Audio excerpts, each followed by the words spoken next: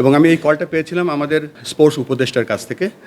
তা এটা একটা নতুন হাইটের আমার জন্য বলবো যে একটা পরীক্ষা বা একটা সুযোগ।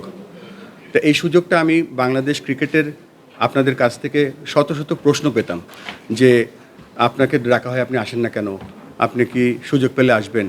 সত্যিকার অর্থে এই প্রথম গত মাসে এপ্রিল মাসের শেষের দিকে আমি একটি কল পাই আমাদের ন্যাশনাল স্পোর্টস কাউন্সিল থেকে, এবং বলা হয় যে আপনাকে একটা সুযোগ দেওয়া হবে, আপনি কি সুযোগটা গ্রহণ করবেন। আমি যে আপনাদেরকে এত প্রমিস করতাম বা আমি ওয়েট করতাম একটা কলের জন্য, সেই কলটা আমি যখন পেয়ে গেছি তখন আর আমি পিছনে তাকাইনি। আমার একটাই লক্ষ্য ছিল যে কিভাবে এই কলটাকে আমি রেসপেক্ট করতে পারি।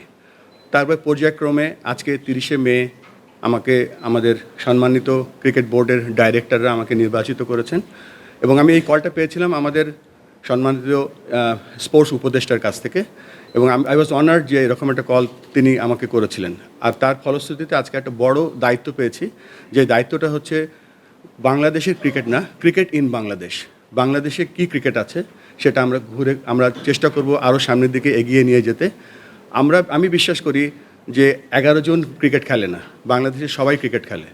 আপনারা একটা খুব গুরুত্বপূর্ণ অংশ বাংলাদেশ ক্রিকেটের উন্নয়নের জন্য এবং ক্রিকেটের সাস্টেইনেবিলিটির জন্য। তা আমি আশা করব যে আমরা একটা দল হিসেবে কাজ করব।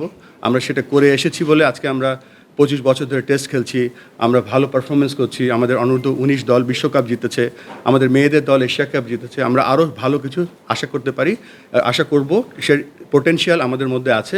এবং এই জন্য কথাগুলো বললাম যে আমরা সকলে একটা টিম, আমরা সকলে বাংলাদেশকে সাপোর্ট করি, এবং let's work together to bring Bangladesh cricket in a different height.